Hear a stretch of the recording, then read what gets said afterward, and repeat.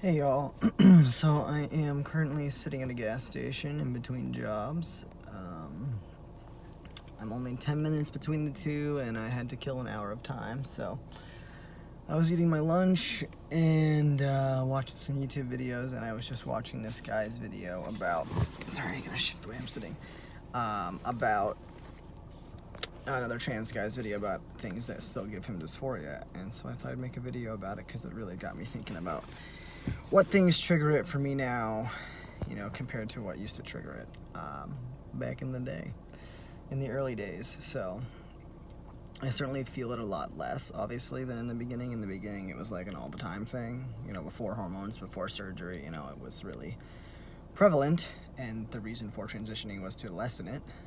So obviously it has lessened, but there are still things that bother me. One of them y'all know, because I've been talking about it a lot, is whenever I have issues with my cramping. Now the sun's coming out. That really bothers me because it reminds me of having periods, and I'm like so paranoid of my period coming back. That would be really, really difficult to deal with at this point. I mean, the first 9 months that I was transitioning, I had a period because I came out I came out to myself in January, came out to everybody else by February, March, but I knew who I was and how I wanted to be and who I wanted to be. For 9 months, I spent having a period, and that was really difficult, especially when I was starting to have to work and be only known as Liam, and I was really always stressed out about it. So that would be a really difficult thing to try and navigate if it came back. So it makes me feel not good to even think about it. So yeah, whenever I have the cramping, it definitely triggers some dysphoria for me, because it's a reminder of that and just how awful I always felt on my period. So, sorry, my hand's falling asleep a little. I guess we'll stay with the lower region for now. So another thing that really triggers me is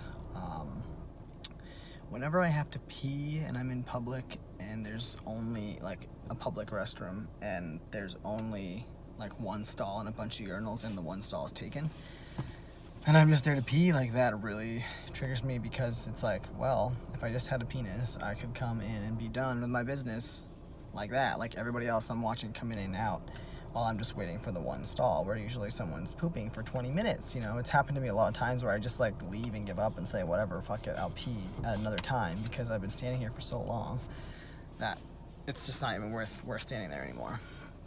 So that's something that I struggle with. And even in terms of work and stuff, I sometimes I have to pee when I'm on a job site, and it's well, it'd be really easy to just real quick go behind a tree, but it's a lot more difficult when I have to pop a squat. It's a lot more revealing to take your pants off to pee versus just taking out a body part. So it's not as simple to just real quick dip behind a tree. I have to find somewhere more secure so my white ass isn't out there.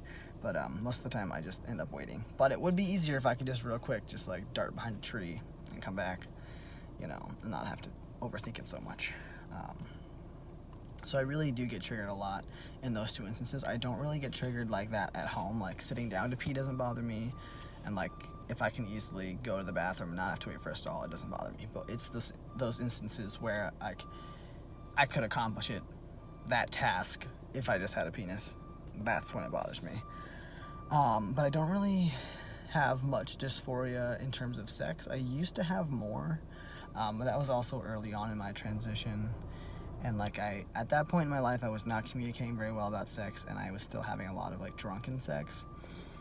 So, I just didn't really know how to express what I needed in terms of sex. And now with Hannah, we have really good communication, and so I don't really feel dysphoria with sex. There are times it comes up, but we've talked about it, and it doesn't really bother me in any way. I don't feel a need to have a penis for sexual activity, you know what I'm saying? I'm satisfied otherwise.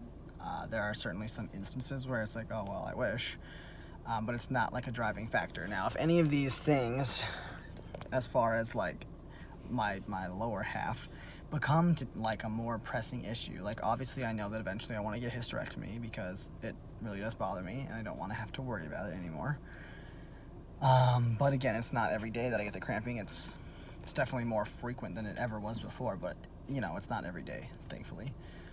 The same thing with the dysphoria about like having to pee, or even with sex. Like if those things become like a part of my daily life, like with top surgery, that was every day. I woke up and I hated my body. I hated looking in the mirror. I hated showering. I hated wearing a binder. Like that was a daily thing. It affected my life. I couldn't go anywhere.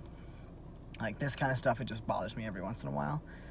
So whenever, if it ever gets to the point where it's bothering me all the time, then I will do something about it. But right now it's not. I have considered getting metodioplasty at some point. But again, any sort of surgery like that is a lot to go through, and you know, I would be out of work for like 2 months or more, and that's a lot, especially running my own business. I don't want to like crash my business by having surgery. So I have to navigate that. If anything, hysterectomy will happen at some point, because I'm just afraid of it getting worse, and of my period coming back, of course. Another thing, at least in the bottom half, is my hips. I have these like 2 little fat pouches on my hip, and like Hannah says that she can't even tell they're there, but I can see them, and they just bother me. And I always like hated my hips before. Now that I've lost weight, a lot of that has gone away because it was fat there, but there is still like these 2 little, I call them fat pouches, on my hips that bother me, because it just feels like if they weren't there, I would have that like very streamlined male physique. So I do feel triggered by that when I look in the mirror and see that. So I don't really look in the mirror at that stuff. But the times that I do, I'm just kind of like I feel good until I notice those. Just don't like it. Something that has been bothering me more recently is my scars. I mean, they're really not bad. They're still very pink on the middle parts. But overall, they're not as red as they used to be, but I do feel like I just like don't like looking at them lately. I don't know what it is. I think I also do have like sorry, my hand is so tired. I'll switch hands.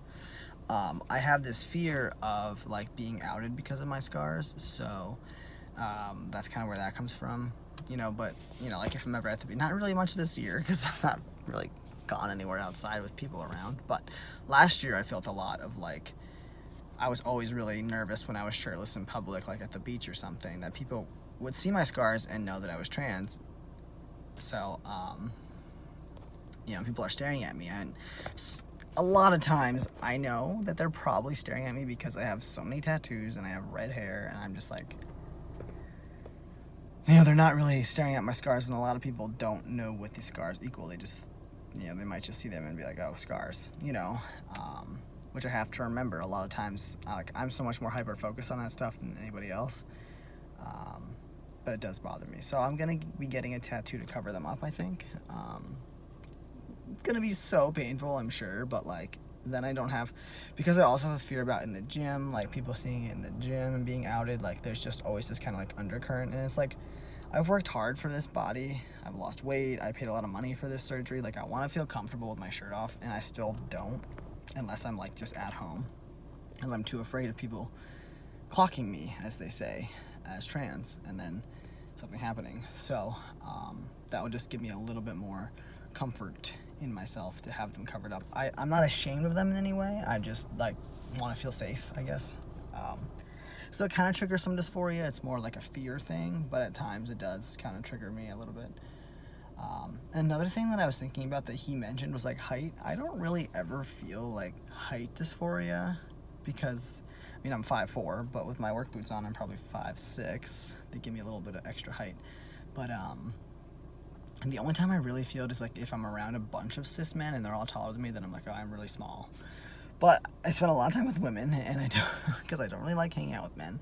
I don't really have a lot of male friends, and the couple of male friends I do have are also trans. And then, like, I could probably count on one hand the number of, like, male friends that I have that I actually, like, talk to, you know, regularly.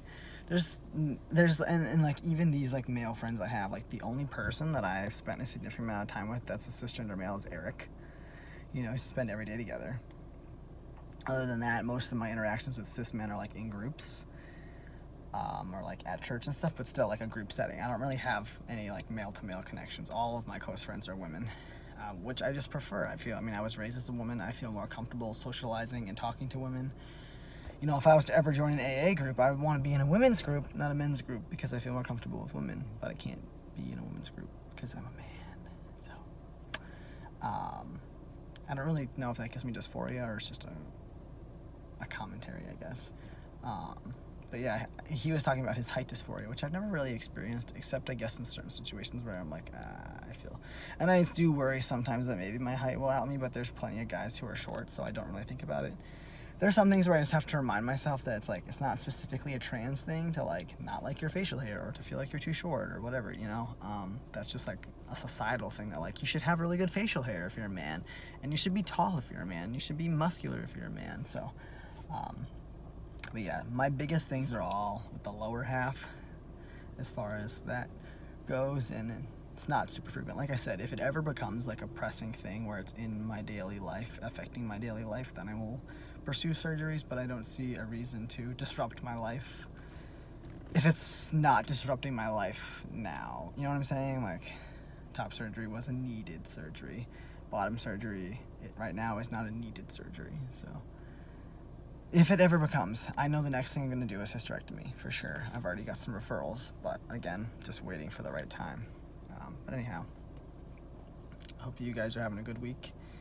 Let me know if you're trans, what kind of stuff still bugs you. Just curious to see how people feel. I mean, a lot of the stuff that used to bother me was like my voice and my chest and stuff like that, and obviously those things have resolved.